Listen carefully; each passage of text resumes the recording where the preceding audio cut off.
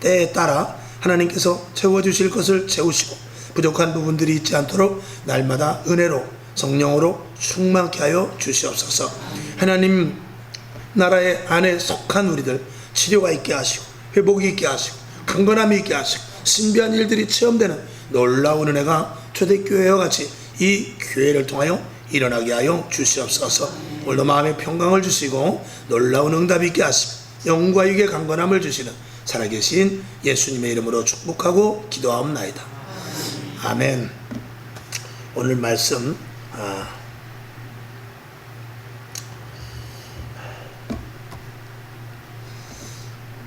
자 1절 보니까 블레셋 사람이 하나님의 괴를 빼앗았다고 그랬어요. 그 이전에 보게 되면 전쟁을 나가는 데 있어서 자꾸 패하니까 여호와의 법궤를 메고 나갔습니다. 여호와의 법궤를 메고 나가면 이길 줄 알았거든요. 그랬는데 여호와의 법궤를 뺏겨버리고 엘리 제사장의 아들 홈니와 비느하스 역시 그 자리에서 한날 죽어버리는 정말 비참하고도 처참한 일이 일어나게 됩니다. 홈니와 비느하스, 엘리 제사장도 그렇고 여호와의 언약궤를 메고 나가면 하나님께서 어떻게 도와주시겠지 라고 생각을 했어요. 근데 하나님은 잠잠히 계셨고 여호와의 궤가 어이없이 빼앗겨버리는 그런 일을 당하게 됩니다. 이스라엘 백성들이 볼 때는 엄청난 충격이죠. 어떻게 여호와의 궤가, 그 여호와의 궤는 광야에서도 또 그리고 가나안 땅에 들어와서도 정말 완전한 그 신성화되어 가지고 감히 누구도 건드리지 못하는 그런 것인데 그것을 이방신을 섬기는 블레셋 족속의 이 아스돗이라는 그쪽에서 빼앗겨버리는 놀라운 일들이 일어납니다. 어이없는 일이 일어난 것이죠. 근데 그랬는데 그 이후에 이스라엘 백성들은 하나님의 하시는 일들에 대해서 그들은 아무것도 모르고 있습니다. 그 일들은 무슨 일이냐? 이제 하나님께서 법궤가 여기 오늘 있는 대로 블레셋 사람이 하나님의 궤를 빼앗아 어디에 갖다 놨냐면 에베네스로부터 시작해서 아스돗이라는 곳에 갖다 놨습니다. 아스돗에 가면은 다곤의 당, 다곤의 신당이 있는데 거기다 갖다 놓을 데가 없으니까 걔네들도 이제 그 신에 대해서는 굉장히 이렇게 좀 신성화하는 그런 부분이 있으니까 아무데나 두지 못하고 다곤의 당, 다곤의 신당 앞에다 놨단 말이죠. 그런데 아침에 일찍 일어나 보니까 다곤이 여호와의 궤 앞에서 엎드려져 버렸다는 것입니다. 그리고 얼굴이 땅에 다 쓰러졌단 말이죠. 깜짝 놀랐죠. 여호와의 법궤 앞에 쓰러져 버린 것입니다. 그 다곤 신상이 깜짝 놀랐습니다. 그래서 그들이 3절 뒤에 보면 그들이 다곤을 일으켜서 다시 그 자리에 세워놨습니다. 근데 그 다음날은 어떻게 됐냐? 그 다음날 아침에 일찍이 와서 보니까 다곤이 역시 여호와의 궤 앞에 엎드려져 있는데 이제는 얼굴이 땅에 닿은 것뿐만이 아니라 머리와 두 손목이 끊어져 있고 몸뚱이만 남았는데 문지방에 걸쳐져 있더라는 것입니다. 엄청난 충격이었죠. 그리고 나서 이제 이후에 계속해서 그들에게 독종이 임하기 시작합니다. 독종이 임해서 이 아스돗에 있는 모든 사람이 그 독종으로 말미암아서 엄청난 피해를 당하게 됩니다. 그러니까 그들이 국리 끝에 결국은 이제 여러 가지 많은 절차가 있습니다만 그들이 결국은 이스라엘로 이 하나님의 법궤를 다시 보내는 그런 일들로 이제 마무리가 됩니다. 여러분, 이 하나님의 법궤를 빼앗겼을 때 이스라엘 백성들은 망연자실했을 것이고 어떻게 하나님의 법궤가 그렇게 힘없이 뺏길 수 있을까? 그 법궤에서 그런 힘이 없는가? 하나님의 법궤를 통해서 그 전에 와서 그 성막 안에 있을 때는 거기 와서 하나님을 만나고 거기서 제사를 지내고 정말 신령한 것들을 거기서 체험했는데 힘없이 뺏겨가는 것을 보고 그 이스라엘 백성들이 놀랐지만 결국 하나님은 외부에 저 아스돗뿐만이 아니라 여러 군데를 다니게 됩니다만 거기서 하나님께서 그 법궤를 통하여 여러 가지 많은 일을 하게 됩니다. 오늘 그래서 저는 이 본문을 보면서 하나님께서 지금 우리 이스라엘 백성들에게 계시지 않고 이방인의 지인에 가서 하나님께서 일하시는 모습을 상기하면서 지금 이 시대에 우리 교회가 정말 하나님이 교회에는 하나님이 없고 이 세상에서 하나님이 혹시 일하는 거 아닌가 하는 그런 생각을 한번 해보게 되는 것이죠. 그래서 오늘 말씀이 거기에 온전히 비추지는 않겠습니다만 그럼에도 불구하고 한번 생각을 해보고자 하는 것입니다. 자, 사무엘상 2장 12절을 한번 보겠습니다. 그 밑에 있는데 시작. 엘리의 아들들은 불량자라 여호와를 알지 아니하더라. 아멘. 이 엘리 아들 홈니와 비느하스, 이 사람들은 제사장의 아들이면서 불량했다고 그랬어요. 그건 무슨 뜻이냐? 그만큼 그 당시에 제사장들이 썩었다라는 것입니다. 엘리 제사장은 아주 비둔했다고 그랬어요. 그리고 뚱뚱하고 그러면서 영적으로 굉장히 무대였다고 그랬습니다. 아니나 다를까 그 자녀들도 아주 불량자라고 쓴 것은 하나님의 말씀보다는 그냥 제사장의 아들이었지만, 제사장의 자녀였지만 거기서 나오는 것 가지고 생활, 먹을 것 양식만 자기네가 공급받았지 실질적으로 제사장으로서 철저하게 하나님의 자녀답게, 하나님의 그 제사장답게 철저하게 하지 못했다라는 것이죠. 요즘도 보면은 우리가 신앙생활하는 데 있어서 정말 형식적인 신앙, 이게 좀 조심스러운 말씀입니다만 주의 종들이 뭐 다 그렇지는 않겠습니다만, 혹시라도 이 직업적으로 만약에 주의 종을 한다면 그거는 정말 나중에 하나님께서 혼내시겠지만 결국은 그게 어디까지 가느냐, 결국은 하나님은 그 교회를 떠나게 될 것이고, 그리고 그 교회는 힘이 없어지고 세상 사람들에게 밟히는 그런 일들이 생길 수밖에 없다라는 것을 말씀을 드리는 것이죠. 결국 하나님께서 그 총체적인 부패와 타락과 지도자들, 제사장들, 그리고 제사장의 자녀들까지도 타락한 것들을 보면서 하나님은 이스라엘을 징계하시기로 작정을 하고, 그리고 그 하나님의 하시고자 하는 일들을 스스로라고 그러면 그렇습니다만 스스로 혼자 저 아스돗이라는 블레셋 진영에 가서 하나님께서 일하시는 장면을 이제 오늘 보게 되는 것이죠. 저런 일들이 하나님이 여호와의 법궤를 통해서 다곤 신상이 무너지고 다곤의 그 신상이 정말 산산조각 나고 하는 일들이, 그것이 이스라엘 백성들이 믿음으로 그랬으면 얼마나 좋겠습니까? 그 이스라엘 백성의 믿음으로 말미암아 블레셋이 박살나고 그들의 신당이 회파되고, 그리고 하나님을 경외함으로 말미암아서 이스라엘 백성들을 두려워하고 이스라엘 백성들이 믿는 하나님을 따른다면 다윗 시대와 같이, 그렇다면 얼마나 좋겠습니까? 근데 그들은 절대적으로 이방인들에게는 물론이거니와 자기네들끼리도 절대적으로 본이 되지를 못했습니다. 하나님을 완전히 무시하는 그런 상황 속에서 결국은 하나님이 본인의 하시고자 하는 일들을 한다라고 볼 수 있습니다. 자, 우리가 마태복음 24장 이후에 보게 되면 처처에 기근이 있고 전쟁이 일어나고 천재지변 등등 여러 가지가 많이 일어나면서 거짓 그리스도들이 생겨나고 많은 환란이 일어난다고 그랬습니다. 그제도 보니까 아랍에미리트에 27년 만에, 그렇죠? 27년 만에 폭우가 쏟아져가지고 다 떠내려가고 난리가 났더만요. 그 사막 지역에. 처음에 비 왔을 때는 얼마나 좋았겠어요. 근데 그렇게 많이 올 줄은 몰랐겠죠. 27년 만에 폭우가 왔다는데. 그러니까 사막은 사막다워야 되지 너무 많이 와도 안 되는 모양이죠. 저는 이제 그런 것들을 보면서 또 중국 같은 데도 엄청난 피해가 있고, 또 지금 저 텍사스 같은데 또 어디 지역 같은 데는 아주 타죽두고만요. 태양 아주 그것 때문에. 아마 그럴 때 그들이 이게 자연이라는 게 사람의 힘으로 되지 않는 어떤 불가항력적인 것이 있구나 하면서 그들이 창조에 대한 것을 두려워하고, 일본도 보니까 마그마가 터져 나오고 지진이 일어나고 그런 일들이 많이 일어나는데, 그때는 물론 그렇다고 해서 그들이 하나님을 찾는 것은 아니지만 그럼에도 불구하고 이게 여러분 땅이 흔들린다는 게 이해가 됩니까? 땅 속에서부터 불이 나온다는 게 이해가 됩니까? 물폭탄이 하늘로부터 쏟아진다는 게 정말 이해가 되지 않은 일이지만 그런 일들이 일어나는 것을 보면서 정말 하나님이 살아계시지 않는가? 이건 어떤 창조주의 어떤 정말 진노하심이, 그리고 사람들 가운데 일부분은 그런 생각을 하지 않겠어요? 정말 사람들이 악해지더니 말세가 맞기는 맞는 거 아닌가? 믿지 않는 사람들도 그렇게 생각할 수 있다는 것이죠. 그러니까 하나님께서 우리 믿는 자들을 통하여서 하나님의 일이 시작되는 것이 아니라, 우리 믿는 교회가 점점 힘이 없어지고, 교회는 성령도 부인하고 말씀도 지식적으로 하고 또 기도도 자기의 방식대로 하고 예배도 하나님께 온전히 드려지는 신령과 진정한 예배가 아니라 형식적인 예배를 드릴 때 하나님은 더 이상 교회에 계실 수가 없는 것이죠. 하나님 스스로 마지막을 정리해 나간단 말입니다.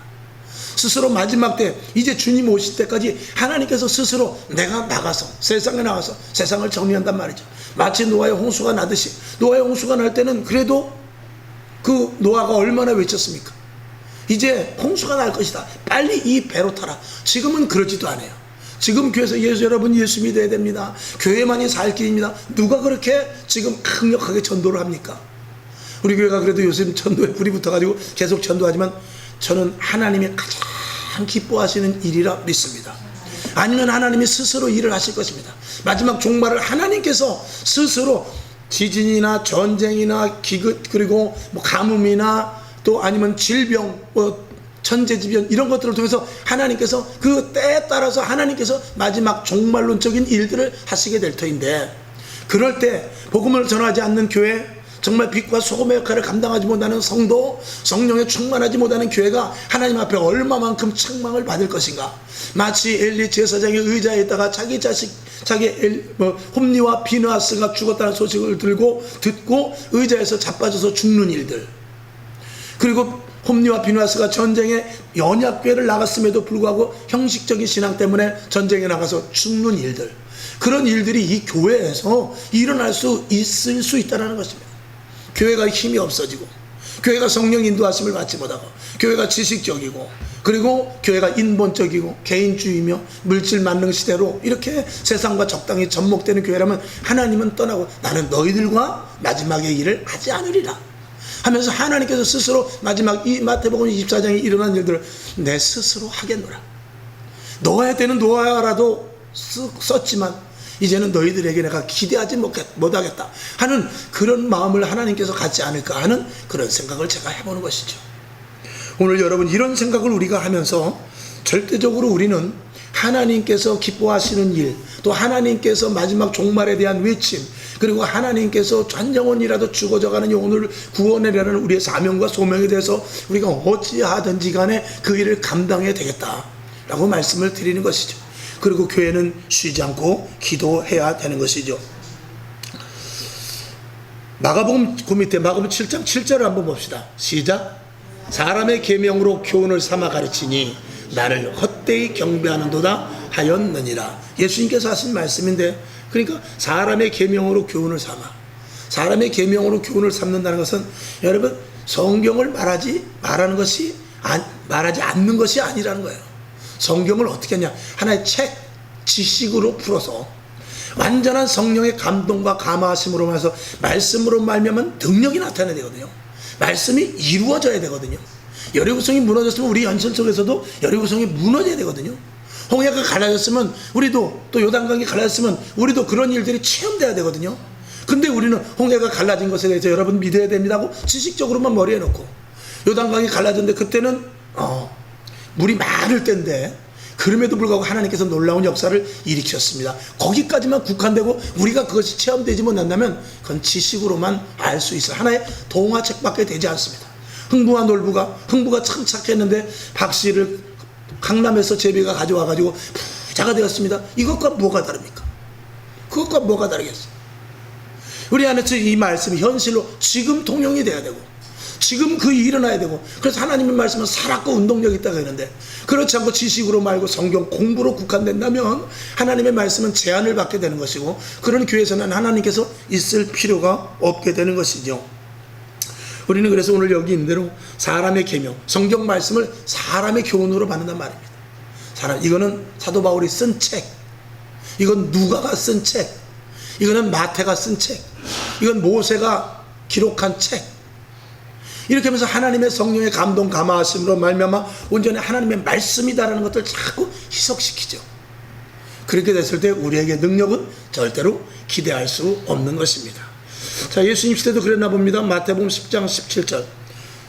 자, 한번 그 뒤로 한번 쭉. 되게 병행 구절은 누가복음 18장 18절부터인데 마가복음 10장 17절에서부터 우리 한번 좀 길지만 22절까지 봅니다. 시작. 예수께서 길에 나가실새 한 사람이 달려와서 꿇어 앉아 묻자오되 선한 선생님이여 내가 무엇을 하여야 영생을 얻으리까? 예수께서 이르시되 내가 어찌하여 나를 선하다 일컫느냐? 하나님 한 분 외에는 선한 이가 없느니라. 내가 계명을 안 하니 살인하지 말라, 간음하지 말라, 도적질하지 말라, 거짓 증거하지 말라, 속여 취하지 말라, 내 부모를 공경하라 하였느니라. 여짜오되 선생님이여 이것은 내가 어려서부터 다 지키었나이다. 예수께서 그를 보시고 사랑하사 가라사대 내게 오히려 한 가지 부족한 것이 있으니 가서 내 있는 것을 다 팔아 가난한 자들을 주라. 그리하면 하늘에서 보화가 내게 있으리라. 그리고 와서 나를 쫓으라 하시니 그 사람은 재물이 많은 거로 이 말씀을 인하여 슬픈 기색을 띠고 근심하여 가니라. 잘하시는 말씀이죠. 이 부자 청년은 자기의 나름대로 의를 다 행한 사람입니다. 십계명을 잘 지키고 남들도 도와가며. 그런데 예수님께서 뭐라고 그러냐면 한 가지 부족한 것인데 네가 가진 것을 한번 다 팔아서 가난한 자에게 줘보라는 것입니다. 그때 이제 브레이크가 걸리는 것이죠. 그것만큼은 참 어렵겠는데요 하고 근심하면서 집으로 돌아가는 장면이죠. 또 우리가 18절을 봤을 때 19절을 봤을 때 내가 계명을 하나니 여기 보면 가늠하지 말라, 도적질하지 말라, 거짓 증거하지 말라, 속여 취하지 말라, 내 부모를 공경하라 등등 있었지만 이런 것들을 20절에서는 다 지켰다고 그랬어요. 저런 것들을 지키는 것은 문자적으로 지키는 것입니다. 실질적으로는 우리가 영적인 살인, 영적인 간음, 영적인 도적질, 영적인 거짓 증거, 영적인 부모에 대한 하나님에 대한 것들을 다 포함하고 있어야만 되는 것입니다. 그것이 빠져오면 안 되죠. 우리는요, 간음, 내가 다른 미스리를 취하지 않고 미스김하고 내가 데이트를 하지 않았다고 해서 간음하지 않은 것이 아니라 하나님보다 다른 것들을 더 사랑하면 그게 간음이라는 것입니다. 도적질도 마찬가지요. 남의 집에 들어가서 보석으로 훔친 게 도적질이 아니라 상대방의 마음을 훔치는 것도 도적질인 것입니다. 영적인 것과 육적인 것들이 다 우리가 병행해서 우리가 지킬 수 있어야 되는 것이죠. 그래서 우리가 지금 이 시대에 지금 저 부자 정도 같이 지키는 사람이 많습니다. 목회자들도 마찬가지입니다. 거룩하고 성결하고 남한테 흠이 없고 정말 품격도 있고 인품도 있고, 그러나 그 속에 성령으로 말미암아 강력하게 그가 말씀을 선포하는데 점잖게 품격 있게 성경 말씀을 잘 풀어서 하지만 그 역시도 말씀이 끝난 후에 뒤돌아서서 제단에서 엎드릴 때는 가슴을 찢을 수 있어야 돼요. 하나님, 내가 혹시 전하는 것이 정말 성령의 인도하심이 아니라 내가 글자적으로 풀어서, 그리고 내 지식으로 풀어서, 그리고 그걸 가르치는 자리에서 있었던 것은 아닌가. 여러분, 성경은 예수님께서 말씀하신 대로 가르치는 것이 아니라 먹이는 것입니다. 그러니까 교사와 부모는 다르죠. 교사는 아무리 잘 가르쳐도 가르치는 것입니다. 근데 부모는 아무리 못 가르쳐도 먹이는 거예요. 그게 다른 것입니다. 여러분, 식당밥과 집밥이 다른 이유가 있습니다. 그런 이 모든 것들을 보았을 때 우리가 하나님 앞에 내가 정말 하나님의 사람으로 사는 것과 그리고 이 성경 말씀대로 산다고 해도 그것을 하나의 지식화시켜서 사는 것은 전혀 다르다는 것입니다. 자, 다음 장이 있어요. 보면은 오른쪽 마우스 눌러봐. 왼쪽에 있나? 거기 있네. 그래서 예나 지금이나 이 사람들이 머리가 좋아지고 지식이 있으니까 어떤 식으로 하느냐. 사사기 17장 6절을 한번 보겠습니다. 시작. 그때에 사람 이스라엘에 왕이 없으므로 사람마다 자기 소견에 옳은 대로 행하였더라. 아멘. 왕은 누굽니까? 그 당시 사사시대에는 왕이 없었습니다. 그러나 우리들에게도 예수 그리스도가 계시지 않으면은요, 자기의 소견대로 하는 것입니다. 급한 일이 일어나면은요, 제일 먼저 생각하는 게 자기의 지식과 경험입니다. 하나님 앞에 먼저 와서 물어보는 게 아니죠. 충분한 기도를 통해서 그 문제가 아무리 화급을 다투는 일이라 할지라도 먼저 기도해서 하나님의 음성이 떨어지기까지는 지금 바깥에서 전화가 오고 엄마 빨리 와야 돼, 아빠 지금 그렇게 기도할 때가 아니야, 그런다 할지라도 하나님의 음성을 듣기 전에 사실은 움직이지 말아야 돼. 움직이지 말고 하나님께서 음성을 들려줘서 하나님의 확고한 음당 속에서 평안함을 갖기 전까지는 사실은 움직이면 안 됩니다. 내 소견과 내 계획대로 할 것이 아니라 하나님의 분명한 뜻이 무엇인지 가서 그냥 부닥치라든지 아니면 누구를 만난다든지 더 기도를 하든지 나름대로 하나님께서 주시는 분명한 사인이 우리 믿는 자들에게 있습니다. 그리고 또 기도할 때 지혜도 주시기도 하고요. 그런 것들을 통해서 우리가 해결할 수 있어야 되거든요. 사도 바울이 그 아덴에 그리스에 갔는데도 이런 일들이 있어요. 마게도냐에 갔는데도 이런 일이 있습니다. 마게도냐 그 아덴 지방에 갔는데 사도행전 17장 21절을 봅니다. 시작. 모든 아덴 사람과 거기서 나그네 된 외국인들이 가장 새로 되는 것을 말하고 듣는 이외에는 이외에 달리는 시간을 쓰지 않음이더라. 이 아테네라는 곳은 여러분들이 잘 아시죠? 거기는 굉장히 그 지식, 철학 이런 것들이 이제 아주 발달된 곳이지 않습니까? 소크라테스를 비롯해서 당시에 그 많은 사람들이 거기서 변론하고 광장 문화가 일어나는 그런 곳입니다. 그래서 새 것이 무엇인가만, 새로운 지식만을 계속 탐구하는 그런 장소입니다. 그래서 사람들이 오늘 무슨 새로운 일이 있을까? 지금도 마찬가지죠. 우리가 어떤 일을 일어났을 때 제일 먼저 문제가 생기면 우리는 네이버를 검색합니다. 네이버를 검색해서 단어의 뜻이 무엇인지, 그리고 뉴스가 지금 어떤 게 헤드라인으로 올라왔는지, 하다못해 내일 날씨는 어떤지 남들보다 좀 빨리 알고 싶어하고, 그런 부분에 대해서 우리는 더욱더 가까이 하고 싶어합니다. 우리는요, 하나님의 말씀이 지금 나에게 어떻게 조명이 되는가를 그걸 빨리 알아야 돼요. 우리가 성경을 늘 읽는 이유가 무엇입니까? 한번 읽어서 그 성경 구절 알면 되죠. 뭘 잡고 있습니까? 근데 계속해서 그 성경을 읽을 때 하나님께서 그 때마다 줄 수 있는 특별한 은혜, 로고스, 레마가 있단 말입니다. 그걸 우리가 듣는 것이죠. 그래서 성경을 계속 어제 봤던 것도 보고, 오늘 봤던 것도 보고, 지난달에 봤던 것도 보고, 작년에 봤던 것도 보고 계속해서 읽을 때 하나님께서는 그때 필요한 말씀을 우리들에게 주십니다. 그래서 하나님의 말씀은 살아있는 말씀이죠. 우리들에게 언제든지 적용됩니다. 쓰기는 2000년 전에 썼고, 쓰기는 수천 년 전에 썼지만 우리에게 지금 그대로 적용되는 말씀으로 우리가 지금 읽을 때, 우리가 지금 그 말씀을 묵상할 때, 우리가 지금 그 말씀을 믿을 때 하나님께서 말씀을 통하여 일해 주신다는 것이죠. 지난번에 봤던 대로 요한복음 6장 28절 한번 봅니다. 시작. 저희가 묻되 우리가 어떻게 하여야 하나님의 일을 하오리까? 예수께서 대답하여 가라사대 하나님의 보내신 자를 믿는 것이 하나님의 일이니라. 아멘 하시니 아멘. 우리는 그래서 지금도 세상 지식, 세상 경험이 아니라 하나님이 기뻐하시는 일을 해야 되는데, 그건 온전히 예수를 믿는 것입니다. 예수를 온전히 믿을 때 예수 그리스도를 통해서 우리에게 지시하시고 인도하시고, 예수님은 길이요 진리라고 했습니다. 예수님 우리든지 언제나 길을 제시해 주죠. 방법을 제시해 준단 말입니다. 누가? 예수님은. 그래서 우리는 말씀을 계속해서 보는 것이죠. 예수를 분명하게 믿을 때 예수님은 언제나 우리에게 길이 되어 주십니다. 방법을 가르쳐 주죠. 그리고 길을 열어주신단 말입니다. 이정표를 세워주시고요. 이게 예수 그리스도를 온전히 믿는 사람 안에서 일어날 수 있는 일이다라는 것입니다. 우리는 하나님의 뜻을 제대로 알지 못하기 때문에 자기 생각대로 하는 것이죠. 그래서 조언을 구하지만 그 조언이 얼마만큼 혜택이 가겠습니까? 조언을 해도 정말 우리가 기도하는 사람한테, 그냥 여러분 기도하는 사람하고 대화하십시오. 가능하면 기도하는 사람하고 말을 하십시오. 기도하지 않고 세상 지식으로 채워진 사람하고 아무리 말해봐야 그건 세상 방법밖에 나오지 않습니다. 그 방법은 유한합니다. 당장 해결에 기미가 있는 것 같지만 결국은 또다시 꼬일 수도 있다는 것이죠. 여러분, 우리는 언제든지 하나님의 말씀과 하나님의 뜻이 무엇인지를 아는데 집중을 해야 된다라고 말씀을 드리겠습니다. 세상 사람들도 똑똑해요. 세상 사람들도 자기가 아는 지식과 경험과 그리고 전문적인 지식들을 다 갖고 있습니다.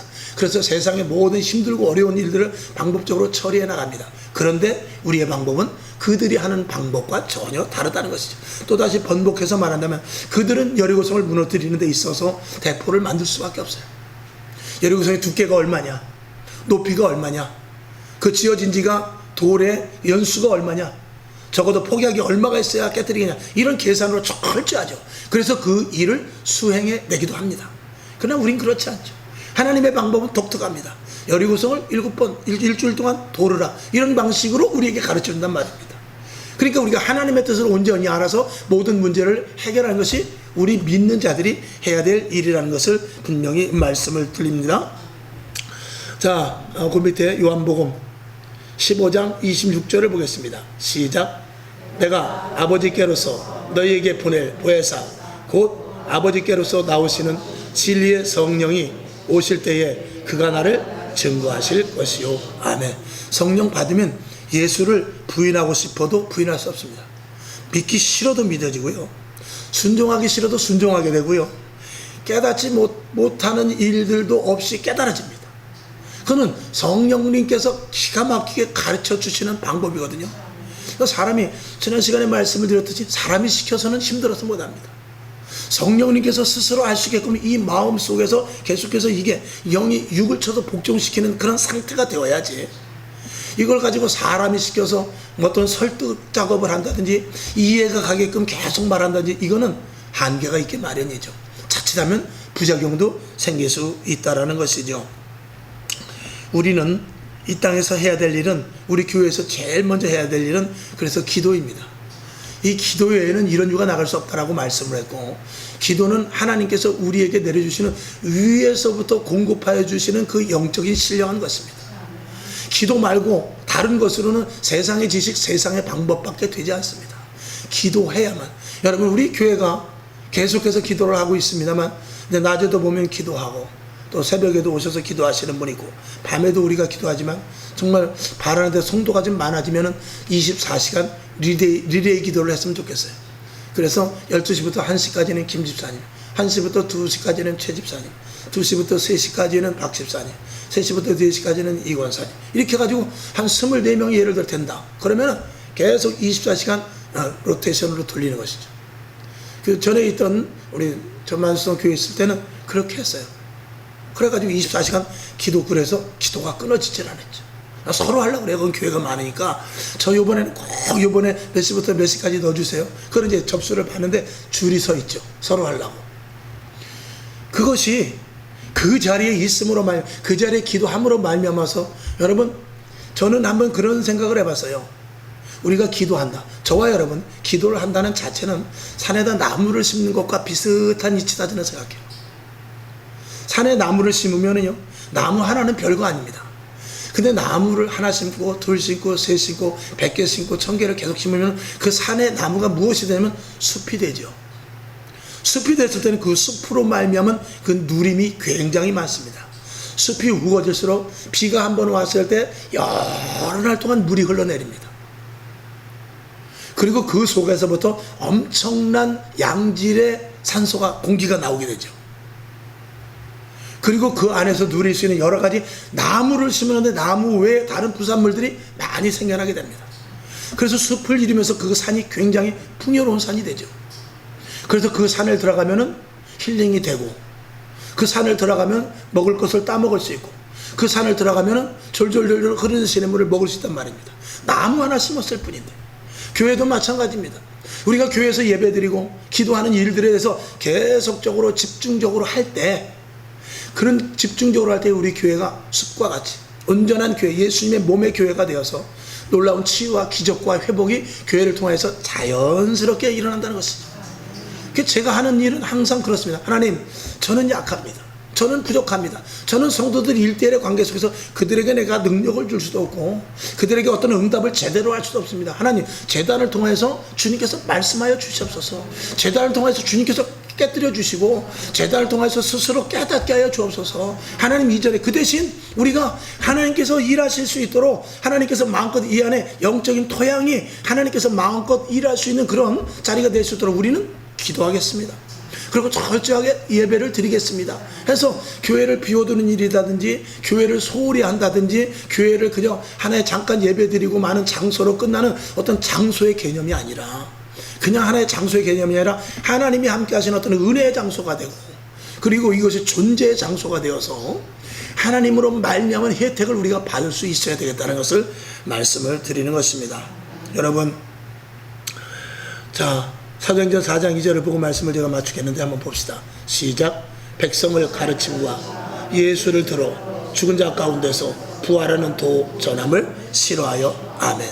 이제 마지막 때입니다. 마지막 때는 성령의 사역에 대해서 별로 사람들이 싫어합니다. 여러분, 제가 1년이면 100번 정도 얘기할 거예요. 우리가 예수 믿는 데 있어서 더 이상 그 안으로 들어오지 않으려고 그래요. 그런 사람이 많습니다. 은혜 받을까 겁나는 사람이 있을까요? 없어요? 있어요? 왜? 은혜를 받고 하나님 안에 폭 들어가면 나의 것을 포기해야 되거든. 재밌던 친구들을 못 만날 수도 있고, 그래도 가끔 스트레스 풀어 노래방도 가야 되는데 거기도 갈 수 없고, 이런 일들이 성령 받으면 저절로 거기가 싫어진다는 것을 알거든요. 그래서 선뜻 발을 들여놓지 않는 거예요. 그래서 기도를 해도 어느 정도 기도, 하나님 제 기도 아시죠? 하나님 들어 응답하시고 내 자녀들, 남편, 사업장, 직장, 그리고 저 건강 지켜주셔야 열심히 신앙생활하죠. 하나님 하실 줄로 믿습니다. 아멘. 그리고 성전문을 황급히 열고 나갑니다. 왜? 하나님 앞에 붙잡힐까봐, 성령의 온전한 인도하심을 받을까봐. 그런 사람 있을까요, 없을까요? 많습니다. 성령의 인도하심을 따르시고 세상과 접목되고 양다리를 걸치고 싶어하는 거예요. 나도 좋은데 놀러도 가고 1박 3일 1박 3일도 있나? 2박 3일 무박 2일이라도 놀러가고 싶은 그런, 또 그리고 하나님 말씀에 너무 빠져 있어서 예수에 미치는 자가 되기 싫은 그런 부분들이 우리 속에 항상 이 고리같이 있단 말입니다. 그것을 배제하기가 쉽지 않습니다. 그렇기 때문에 교회를 선택하는 데 있어서, 또 신앙을 갖는 데 있어서, 그리고 우리가 기도하는 데 있어서 내가 선을 긋고 그 이상 절대 들어가지 않죠. 은혜 받을까봐 겁난단 말입니다. 이런 것들은 이 세상 시류에 따라서 신앙생활을 하는 목회자의 책임이요, 그리고 직분자들의 책임이며, 그리고 마귀의 꼬드기는 그런 일들 속에 유혹에 넘어가는 것이죠. 뭘 그렇게까지 예수를 믿냐, 뭘 그렇게까지 신앙생활하냐, 이런 논리적이고 합리적이고 계산적인 것에 거기에 짝짝꿍이 되는 것입니다. 우리는 그래서는 안 됩니다. 하나님의 온전함 속에 우리가 들어가야 되고 성령의 완전함 속에 우리가 들어가서 신앙생활을 해야지, 우리가 양다리를 걸쳐서는 안 되겠다. 이제 오늘도 사도행전에서도 마찬가지입니다. 4장 2절에 보면 예수를 들어 죽은 자 가운데서 부활하는 도 전함을 싫어해. 죽은 예수만 전하라는 거예요. 예수님 십자가 못 박혀 죽었다, 거기까지만 하라는 것입니다. 부활의 도는 절하지 말라는 것입니다. 부활하심으로 말미암아서 성령님이 우리에게 오셨거든요. 예수님께서 십자가에 못 박혀 돌아가시고 부활 승천하셔서 주의 보좌 우편에 가야 너희가 유익이라고 그랬어요. 왜? 그래야 내가 가야 너에게 성령을 보내주실 수 있다고 그랬어요. 그러니까 예수님이 이 땅에 계시지 않아야만 성령이 오십니다. 그러니까 뭐 성당 같은 데 가면 지금도 십자가 예수님께서 못 박혀 있지 않습니까? 우리 교회 십자가는 어때요? 예수님은 안 걸려 있죠. 왜? 예수님은 이미 다 주님 보좌 우편에 가 계시고 부활하셔서 언제까지 십자가에 못 박혀 돌아가신 예수님이 아닙니다. 그리고 우리에게 무엇을 보내주셨습니까? 성령님을 보내주셨어요. 그 성령의 사람이 되어야 마귀를 제어할 수 있는 것 아니겠습니까? 근데 예수만 그냥 죽은 예수, 십자가에 못 박혀 죽은 예수까지만 전하라 이거예요. 그것까지만 전하는 거예요. 그리고 회개하면서 그냥 살으라는 거예요. 성령에 대해서는 크게 관심을 갖지 말라는 거예요. 예수님께서 하늘 보좌 우편에 계시고 대신 성령을 보내주신 것에 대해서는 더 이상 우리 언급하지 말라는 것입니다. 죽은 예수까지만, 거기까지만 전하라는 거예요. 그러니까 부활의 도를 전하는 것을 하지 말라는 것이죠. 거기에는 무시무시한 이야기가 있죠. 성령을 받지 말라, 성령에 대해서 적당히 하고 성령에 대해서 그렇게 크게 인식하지 말라, 그런 말씀이 저 속에 포함되어 있는 것입니다. 무서운 말씀이죠. 지금 여러분 그렇습니다. 우리가 재단에서 설교 말씀을 선포해도요, 그 온전한 부활의 주라고는 말하지만 부활의 주라는 것은 반드시 성령의 강력한 역사가 우리에게까지 오는 것을 포함하고 있어야 되거든요. 근데 예수님께서 우리 위해 십자가에 돌아가셨습니다 까지만 계속하면은 그거는 우리는 부분적으로밖에 알지 못하는 것입니다. 여러분에게 지혜가 있기를 원합니다. 여러분에게 성령으로 말미암아 깨달음이 있기를 원합니다. 강력한 성령의 인도하심을 받을 수 있는 주님, 성령님, 하나님, 온전한 나의 주가 되어 주시옵시고 완전히 내가 그 속에 장악되게 하여 주시옵시고 움직여지게 하여 주시옵소서. 이런 기도를 하면서 성령의 철저한 인도하심을 받는 저와 여러분 될 수 있기를 주님의 이름으로 축원합니다. 기도하겠습니다. 하나님 아버지, 우리들의 영적인 싸움이 있습니다. 고난과 환경, 정말 시대적으로 어려워지면 그것과 싸워야 되죠. 그러나 우리에게 또 한 가지 싸움이 있으니 영적인 싸움입니다. 마귀와 싸워 이겨야 되고, 그리고 똑같이 예수를 믿어도 성령의 사람과 성령이 아닌 사람들과의 보이지 않는 치열한 싸움이 있습니다. 하나님 아버지, 그 싸움에서 우리가 주님 오시는 그날까지 철저하게 세워져 나가야 되겠사오니 하나님 도와주시옵소서. 성령의 충만함을 주시옵소서. 성령의 충만함을 주셔서 오직 성령의 사람이 되게 하여 주시옵소서. 머리마다 기름 부으시고 주의 놀라운 은혜와 충만한 성령의 역사가 넘쳐나게 하여 주시옵소서. 감사합니다. 살아계신 예수님의 이름으로 간절히 축복하며 기도합니다. 아멘. 주기도문 하고, 하나님 아버지 온전히 성령의 사람이 되게 하시고, 정말로 지식은 다 빼버리고 하나님의 온전한 성령의 인도하심에 따르는 말씀으로 말미암게 하소서. 이렇게 기도하고 일어나시기를 바랍니다. 하늘에 계신 우리 아버지여, 이름이 거룩히 여김을 받으시오며 나라에 임하옵시며 뜻이 하늘에서 이룬 것 같이 땅에서도 이루어지이다. 오늘날 우리에게 일용할 양식을 주옵시고, 우리가 우리에게 죄진 자를 사하여 준 것 같이 우리 죄를 사하여 주옵시고, 우리를 시험에 들게 하지 마옵시고 다만 악에서 구하옵소서.